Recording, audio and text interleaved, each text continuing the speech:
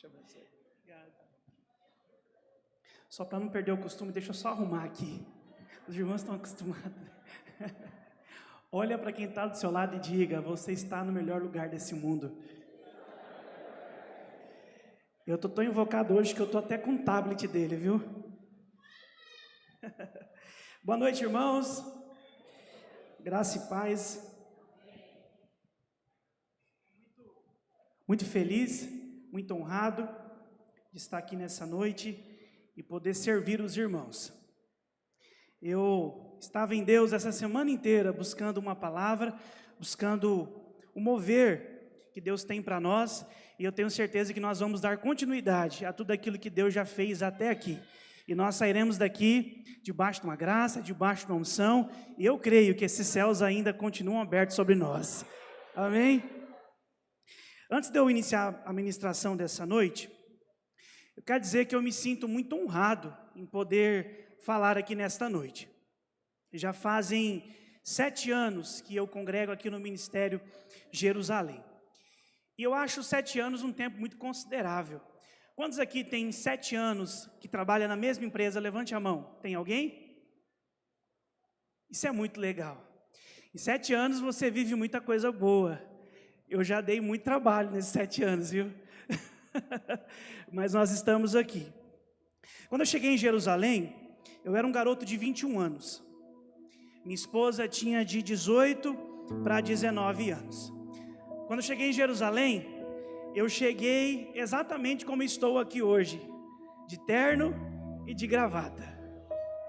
Me lembro de chegar num culto de domingo, e quem estava ministrando era o pastor Felipe. Eu já contei essa história umas 1000 vezes aqui, né?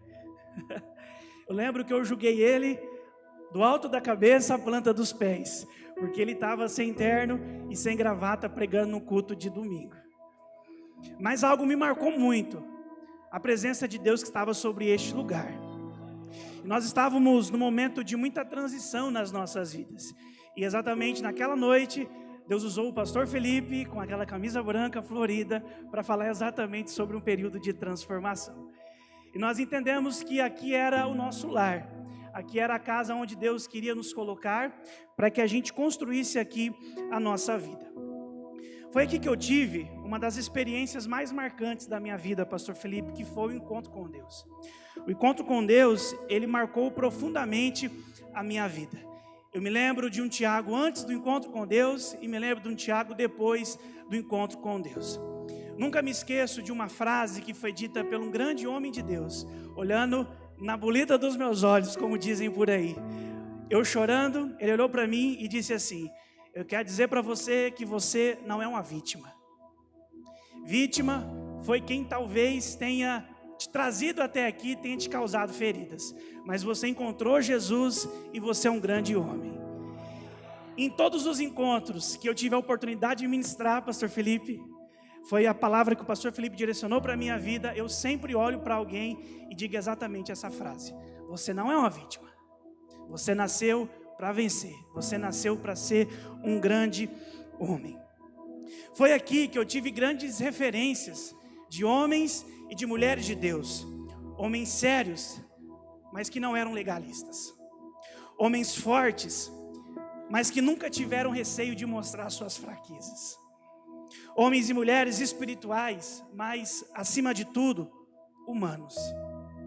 Eu poderia aqui ficar falando horas e horas sobre a importância que essa igreja teve na minha família, na minha história e dentro do meu casamento. Mas eu trouxe isso aqui para que a gente entenda a importância que a igreja tem nas nossas vidas.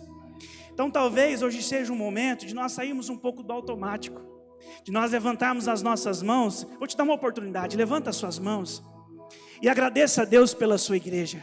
Diga: obrigado, Deus, por essa grande família. Obrigado por tudo que o Senhor tem feito neste lugar e que tem refletido na minha casa. Glória a Deus. Mas ao passar dos anos, eu nasci numa igreja tradicional, e quando eu cheguei aqui na igreja, a minha concepção de igreja era: igreja é um local onde você aos domingos vem, cultua, adora a Deus e vai para a sua casa. Mas desde o ano passado para cá, a minha mente tem mudado. o meu coração tem mudado. Deus tem me mostrado que esse ministério só não é uma estrutura. Aqui só não tem ministros que falam bem, ministros que cantam bem, ministros que fazem bem aquilo que Deus os chamou para fazer. Mas aqui nós somos uma grande família. E como é bom sentir o amor de vocês em direção à nossa casa, o amor de Deus em direção às nossas famílias.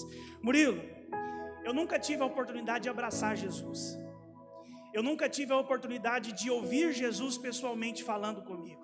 Mas todas as vezes que você direcionou o seu carinho na minha vida, eu vi Jesus em você. Sentindo em você a extensão do amor de Deus. Então que nessa noite, o maior desejo do meu coração é que você de fato faça parte dessa família. E que tudo aquilo que Deus tem feito, não apenas na minha vida, não apenas na vida da Rai, que Deus também faça na sua vida. Eu quero que você olhe para nós e você nos veja como uma grande família. Nós estávamos aqui, pastor Felipe, num tempo de integração, e nós dissemos exatamente assim: vocês que estão chegando agora, nós não queremos prometer para vocês uma igreja perfeita, porque isso nós não somos. Aqui nós somos uma família, e toda família tem os seus desafios. Então a partir de hoje, a nossa mentalidade muda. Nós não mais frequentamos a Jerusalém, mas a partir de agora, nós somos a Jerusalém. A partir de agora nós somos essa igreja. Se hoje talvez você enxerga em nós algum defeito, talvez Deus tenha trazido você para cá, para ajustar exatamente isso. Deus vai te usar em muitas áreas da igreja, mas antes disso nós precisamos entender que nós temos uma grande responsabilidade. Como foi dito ontem, a igreja não é o pastor Felipe, a igreja não é os músicos, a igreja somos nós. Toda essa estrutura que nós temos aqui são estratégias que Deus nos dá. Mas antes disso, nós temos um relacionamento. Antes disso, nós precisamos participar dessa comunhão que a igreja nos fornece. Glória a Deus por isso. Nessa noite, Deus colocou algo para o meu coração. A palavra que eu tenho hoje para ministrar sobre você é: Deus te chamou para uma grande obra. E essa obra seria muito melhor se nós tivéssemos você e a ferramenta que Deus colocou em suas mãos. Para isso eu gostaria que você abrisse comigo a sua Bíblia, livro de João, capítulo 21.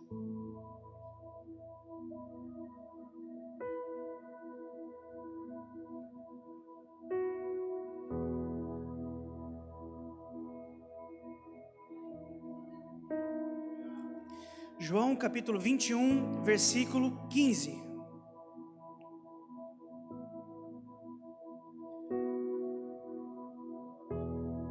Se você encontrou, olha para quem está do seu lado e diga assim: estou sentindo que hoje vai sair uma pizza desse bolso.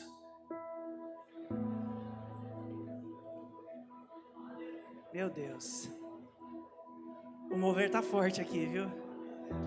Hoje eu disse para alguém assim: eu acho que quem mais dá lucro para pizzaria é crente, que a gente gosta da coisa, viu? Por isso que não está fechando meu terno. Você encontrou? Diz amém. Está escrito assim: depois de comerem, Jesus perguntou a Simão Pedro: Simão, filho de João, você me ama mais do que estes? E disse ele: sim, Senhor, tu sabes que te amo. E disse Jesus: cuide dos meus cordeiros. Novamente Jesus disse: Simão, filho de João, você me ama? E ele respondeu: sim, Senhor, tu sabes que te amo. Disse Jesus: pastoreia as minhas ovelhas. Pela terceira vez ele disse: Simão, filho de João, você me ama? Pedro ficou magoado por Jesus ter lhe perguntado pela terceira vez: você me ama?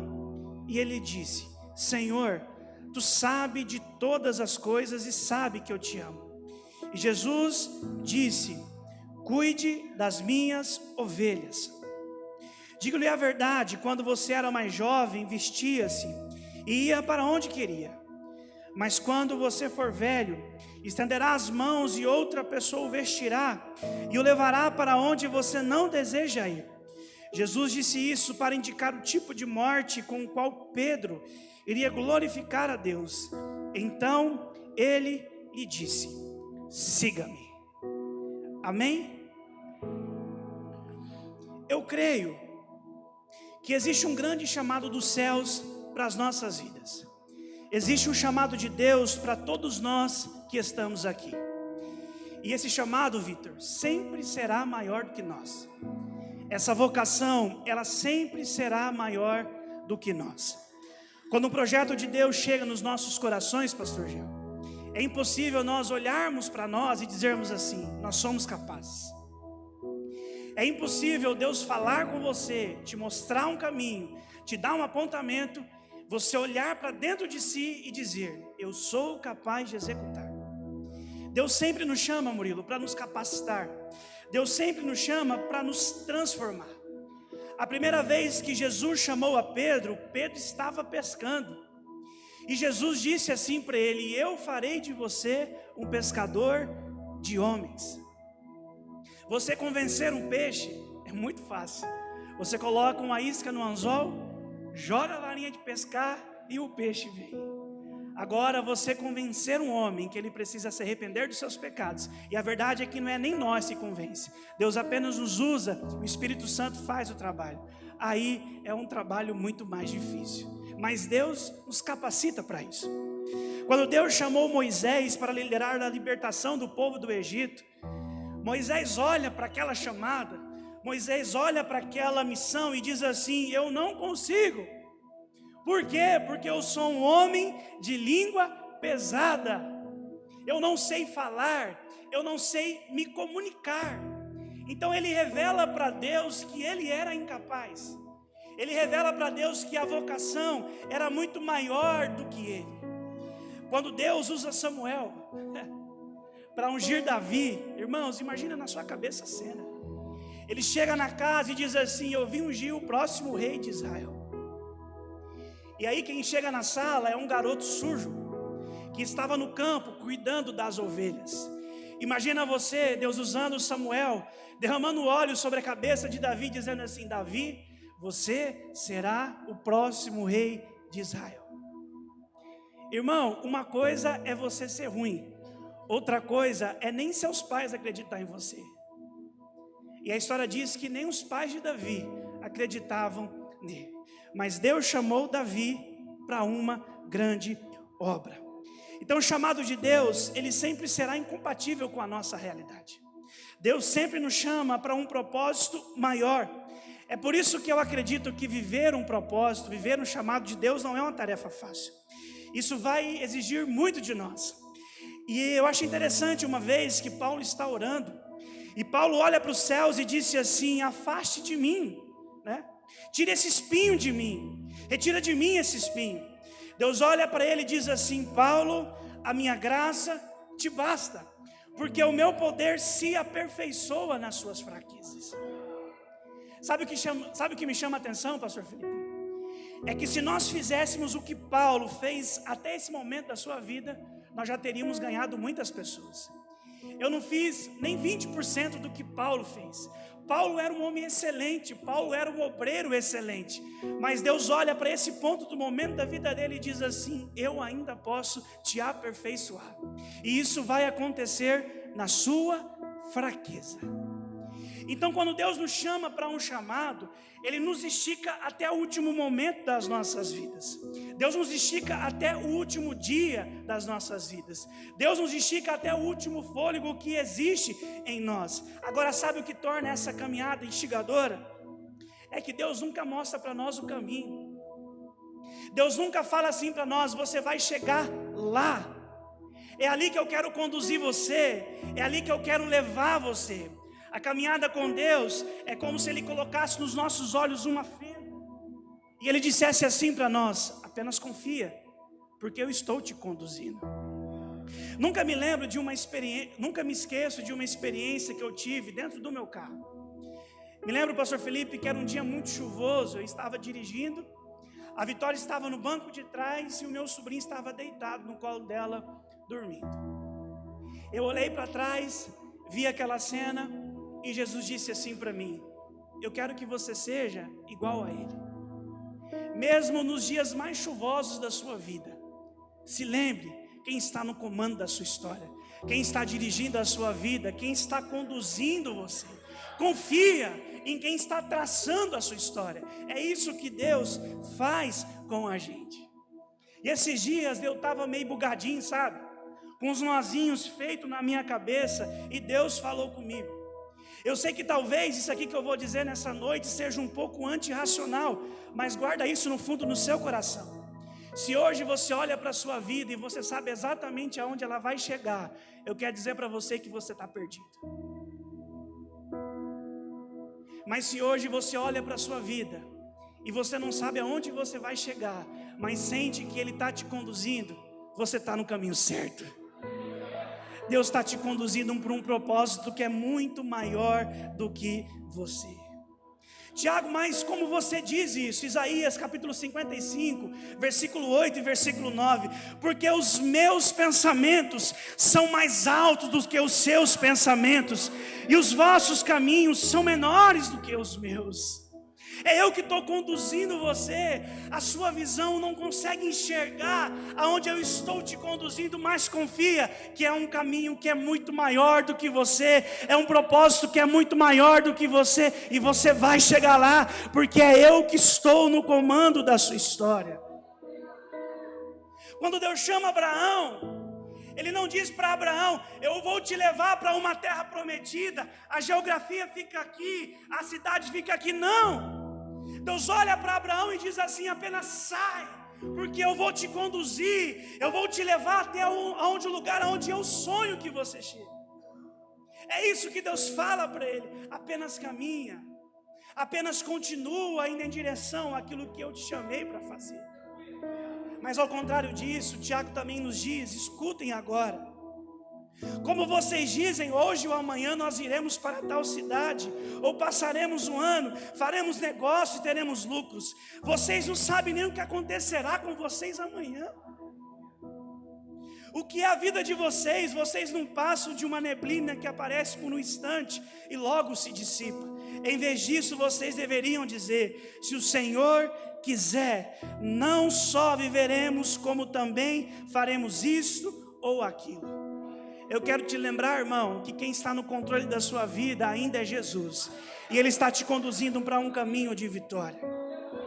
Não estou dizendo para você que você precisa ter uma vida desorganizada, uma vida sem propósito, não. O que eu estou te dizendo é que a sua visão é muito limitada comparada àquilo que Deus tem para você. E talvez você se pergunte: Tiago, como é que eu faço então para viver uma vida extraordinária? Tudo que Deus quer de nós é apenas duas posturas: disposição e a segunda, fidelidade.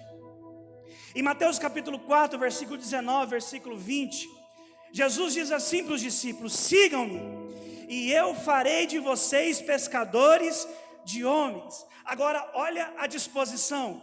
No mesmo instante, eles deixaram as suas redes e o seguiram. Disposição. Neemias capítulo 6, versículo 2 e versículo 3, olha o que a Bíblia diz. Sanbalate e Gesem mandaram dizer-lhe: vem, reunamo-nos em alguma das aldeias da planície de Ono. No entanto, eles pensavam que ia me fazer mal. Eles iam me fazer mal. E enviei mensageiros dizendo: eu estou numa grande obra e eu não posso parar. Fidelidade. Tudo que Deus quer de nós é disposição e fidelidade. E a pergunta que Deus me fez, construindo essa ministração, é: aonde nós perdemos a nossa disposição e a nossa fidelidade a Deus? Posso fazer uma pergunta? Porque as pessoas te feriram? Porque a sua antiga igreja feriu você, machucou você? Foi por isso que você parou? E Deus me fez uma segunda pergunta: e o que as ovelhas do pasto têm a ver com isso? As ovelhas não querem saber se pessoas me feriram, se pessoas me machucaram. Elas querem saber se eu ainda continuo fiel e disposto a fazer aquilo que Deus me chamou para fazer. Existe uma parábola, pastor Felipe, que eu acho ela muito interessante. A Bíblia diz que havia um homem quase morto. A parábola do bom samaritano, Juclésio. Só que aqui eu não vejo um homem quase morto. Aqui eu enxergo 3 homens quase mortos. Porque a Bíblia diz que um sacerdote passa e vê uma ovelha ferida e não faz nada. Num segundo momento, um levita passa, vê uma ovelha ferida e não faz nada. E sabe o que Jesus falou comigo? Um sacerdote, um levita que não entende aquilo que carrega está morto. Então aqui não tinha apenas um homem morto, aqui tinham 3. Quando nós não vivemos para aquilo que Deus nos chamou para viver, quando nós não dispomos a viver o chamado que Deus nos chamou para viver, nós estamos mortos. Eu quero repetir aqui a ministração que o pastor Felipe nos trouxe no domingo passado. A ministração que Deus nos trouxe aos nossos corações. O nosso chamado, a nossa força é totalmente vinculado ao nosso chamado. Se nós perdemos a noção de propósito, se nós perdemos o lugar onde nós estamos sem força. E quero repetir também para você aquilo que eu trouxe no livro de Ageu, capítulo 1, versículo 6 e versículo 7. Talvez por você estar fora do propósito, você tem plantado muito e você tem colhido pouco. Você tem bebido água e você não tem se saciado. Você tem se alimentado e talvez não tem saciado a sua fome. Assim é a vida de alguém que vive fora do propósito de Deus. Então esse mover, eu percebo que esse mover, Dani, é que está sobre nós. Desde sábado, Deus tem nos alinhado exatamente para isso. Viva o seu chamado. Coloque em prática aquilo que Deus colocou nas suas mãos. Viva intensamente aquilo que Deus colocou no seu coração. Cumpra a sua vocação. Não despreze o dom que há em você. E talvez, e aqui eu já vou para a aplicação dessa palavra, talvez você me pergunte, Tiago, por que essa palavra é tão importante para uma conferência chamada a igreja? É porque nós precisamos parar de terceirizar a igreja. Mas como assim, Tiago? Porque nas nossas cabeças, a pessoa que tem que estar crente é o pastor Felipe, a pessoa que tem que se mover é o pastor Gel, a pessoa que tem que ministrar é o Murilo, quem tem que cantar é a Rayana. Não, irmão, chegou o tempo de Deus usar você. Deus está te chamando para essa obra. Deus te colocou uma ferramenta no seu coração e Deus está esperando você começar a colocar ela em prática. Existe algo que Deus deu para você, Vitor, que Ele não me deu. E mesmo que eu queira ser parecido com você, Vitor, falar como você, eu não consigo, porque essa foi a chamada que Deus deu para você, mas Ele não deu para mim. Existem pessoas que têm sede, irmão, daquilo que o Senhor carrega. Existem pessoas que têm fome daquilo que Deus colocou no seu coração e não daquilo que Deus colocou no meu. Existe um passo que está esperando você colocar essa ferramenta em prática. Sabe, eu não sou muito fã dele, mas teve uma palavra que ele disse que tocou o meu coração. Vocês se lembram quando o David Leonardo começou a ficar famoso? Ele começou a estourar no Brasil. Quantas pessoas, Maurício, não colocaram um banquinho, não colocaram uma luz, não colocaram uma fumaça e disse assim: eu vou ser famoso igual ele é. E uma vez em uma ministração, pastor Felipinho, ele disse assim: o segredo não está nas luzes, o segredo não está no banco, o segredo não está no tecladista que faz um fundo bonito para vocês chorarem. O segredo está na história que Deus escreveu para mim. Deus tem uma chamada individual para você. Nair Nani, que está muito famosa, autora daquela música Jesus está lá, é assim que fala? Deus está lá, alguma coisa assim, né? Jesus está lá, que chama Eu Vou Orar. Assisti um corte que marcou muito o meu coração. Ela disse assim: hoje no Brasil existem muitas cantoras que têm muito mais técnica do que eu. Eu admiro a forma como essas mulheres têm postura no altar. Ela admira muito a Gabriela Rocha. Ela diz assim: eu não chego nem aos pés dessas mulheres. Aí ela olhou para o entrevistador e disse assim: mas sabe qual que é o meu segredo? É que Deus está comigo. Essa foi a história que ele escreveu para mim. Jeremias capítulo 20, versículo 9. É um texto que, como eu já chorei lendo esse texto. Jeremias 29, ele diz assim: mas se eu digo que eu nunca mais mencionarei o Senhor, e nem falarei no seu nome, a sua palavra, ela arde como fogo no meu coração. É como fogo nos meus ossos. Eu estou cansado tentando contê-la, mas eu digo: é impossível. Sabe por que hoje você está aqui? Sabe por que até hoje você não parou? É porque existe um fogo dentro de você que não se apaga.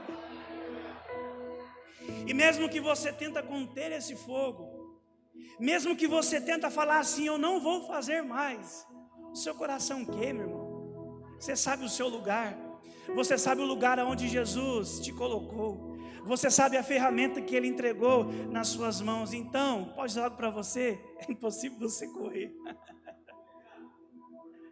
Quando nós vamos para a direita, Ele nos chama para a esquerda. Quando nós vamos para frente, Jesus nos chama para trás. Ele deixa claro para nós, é eu que estou guiando você, é eu que estou no comando da sua vida. Eu quero finalizar essa ministração trazendo como referência o capítulo 21 de João. Se eu pudesse dar um título para esse capítulo, eu diria que esse é o capítulo do recomeço. Esse é o capítulo onde Jesus demonstra a um homem que Ele é um Deus de recomeços, que Ele nos dá uma oportunidade de cairmos na real, de observarmos aonde nós caímos e de nos levantarmos e continuarmos caminhando. No capítulo 21 de João, Jesus já havia sido morto e Ele também já havia sido ressuscitado. Era a terceira vez que Jesus aparecia. Só que esse encontro marcou principalmente um homem chamado Pedro. Provavelmente já era um final de tarde. E a Bíblia diz que eles estavam no mar da Galileia. Pedro olha para os 6 discípulos que estavam com ele e diz assim, eu vou pescar. E eles dizem assim para Pedro, eu vou juntamente com você. Na Bíblia do pastor Jim Swagger, ele diz assim que, fazendo a leitura do contexto, Pedro não estava indo pescar por diversão. Pedro não estava indo pescar porque ele queria esfriar a sua cabeça, não. Ele estava indo em busca de sustento para a sua família. Nessa época, os homens geralmente pescavam no período da noite, porque quando o peixe sente o aquecimento da água, ele vai para a parte mais funda. E durante a noite a água esfria e os peixes sobem. E é por isso que eles gostavam de pescar durante a noite. E também porque no dia seguinte eles já conseguiriam vender o peixe fresco. Então eles têm uma estratégia, pastor Felipe. Eles dizem assim, nós vamos no período da noite, nós somos bons pescadores, nós temos a habilidade, nós temos um barco bom e nós vamos lançar as redes. E a Bíblia fala assim que eles tentaram durante uma noite inteira. E eles não conseguiram apanhar nada. E aí aparece um homem na beira da praia, a 100 metros de distância deles. E esse homem faz uma pergunta para eles: vocês pegaram alguma coisa? E eles dizem: nós não conseguimos pegar nada. E esse homem libera uma palavra. Ele diz assim: então lance do outro lado, do lado direito, e vocês vão pescar. E a Bíblia diz que quando eles lançam as redes, eles têm uma pesca maravilhosa. Eu sei que esse texto já é muito claro aquilo que Jesus quer falar com a gente. Quando nós vivemos debaixo de uma direção, quando nós vivemos debaixo de uma palavra, aquilo que na nossa vida não acontece durante anos, quando Jesus libera uma palavra, acontece. Quando nós estamos no centro da vontade de Deus, nós não sentimos que nós nos esforçamos muito e nós colhemos pouco, não. A gente sente que talvez nós poderíamos trabalhar mais, mas que nós temos tido uma grande colheita. Eu quero te lembrar, irmão, que uma vida bem-sucedida é aquela vida que está debaixo de uma palavra. A vida bem-sucedida é aquela vida que Jesus liberou, que Jesus decretou, que Jesus te deu uma direção. E é isso que Ele está mostrando aqui para nós. Jesus tem algo para nós, mas nós precisamos estar debaixo dessa palavra. Só que o que me chama a atenção nesse texto é a postura de Pedro, porque essa é a primeira aparição de Jesus depois que Pedro havia negado ele. E a Bíblia fala que quando João olha para Pedro e diz assim: Pedro, é Jesus. A Bíblia fala que Pedro pula do barco, ele nada e vai em direção a Jesus. Eu não sei você, irmão, mas sabe quando você está brigadinho com alguém, que você encontra essa pessoa no mercado? O que você faz? A pessoa entra num corredor, você vai para o outro. Você vê a pessoa na igreja, você sente até frio. Mas Pedro conhecia Jesus. A Bíblia fala que mesmo ele tendo negado a Jesus, ele vai em direção a Jesus. E aqui eu percebo a diferença entre Pedro e Judas. Porque Pedro fez a mesma coisa que Judas fez, trair Jesus. Pedro fez exatamente o que Judas fez. Pedro traiu Jesus.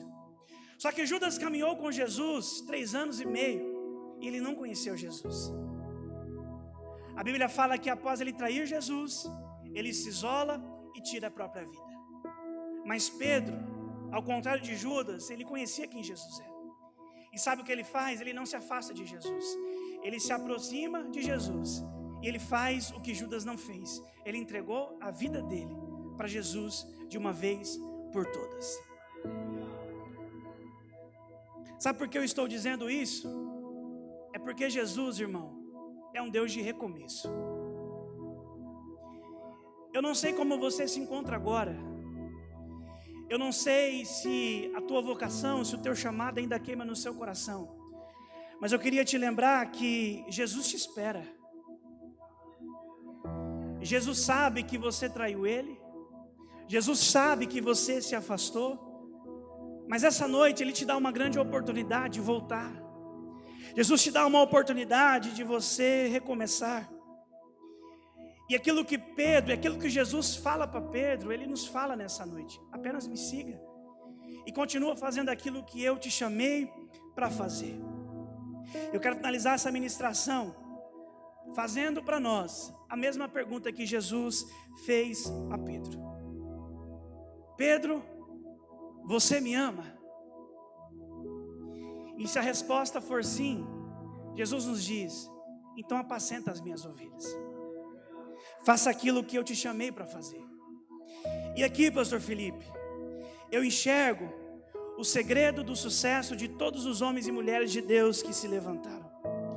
Eles não eram somente apaixonados pelo ministério. Eles não eram somente apaixonados porque eles pregavam bem.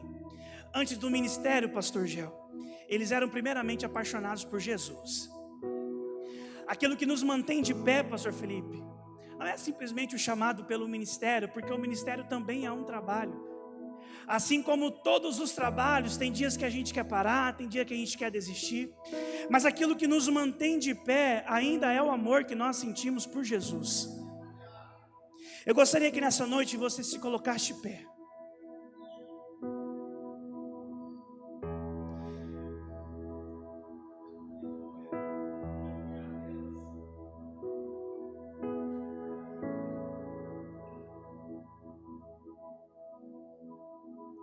Olha aqui para mim.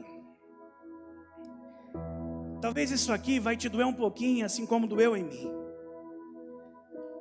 Mas vamos falar a verdade, Moed. Vamos abrir aqui o nosso coração. Sabe por que talvez a gente ainda não dê a importância que o nosso chamado merece? É porque ainda nós não amamos Jesus como nós deveríamos amar. Não é porque o nosso ministério é difícil. Não é porque o nosso ministério vai nos trazer exposição. O que falta em nós é amor. Por isso que nessa noite a oração que eu quero te conduzir, primeiramente, não é para que Deus levante o seu ministério. É para que Deus acenda no seu coração o amor por Ele. Porque quando nós amamos a Jesus, é espontâneo. A gente se direciona às ovelhas. A gente não consegue ficar parado. A gente não consegue ficar no mesmo lugar.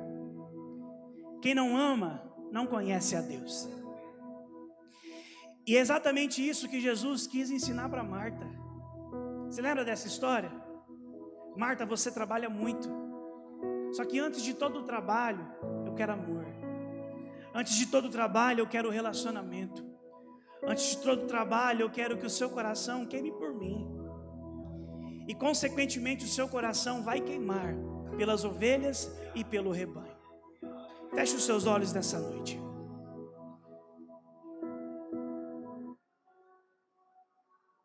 Coloque a mão sobre o seu coração e diga para Ele: Jesus, que eu te ame mais. Acenda no meu coração o primeiro amor. Quando eu orava nas madrugadas, quando para mim um culto tinha o seu nível de importância.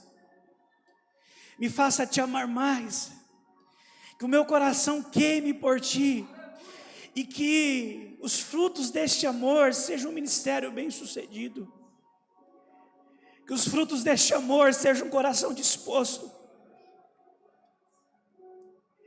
que o meu coração queime primeiro, não por estar no altar pregando uma palavra, mas que o meu coração primeiro queime por ti. A razão de nós estarmos aqui é o nosso amor pelo Senhor. A razão de nós estarmos aqui é porque o Senhor nos amou primeiro. Nós não estamos aqui brincando, nós estamos aqui numa grande missão. Me ensina, Senhor, a te amar. Me ensina, Senhor, a te amar acima de todas as coisas. Me ensina a te amar mais do que a Vitória. Me ensina a te amar mais do que a minha filha. Me ensina a te amar mais do que o sucesso. Me ensina a te amar mais do que o dinheiro. Me ensina a te amar mais do que todas as coisas. Que até que nada mais importe.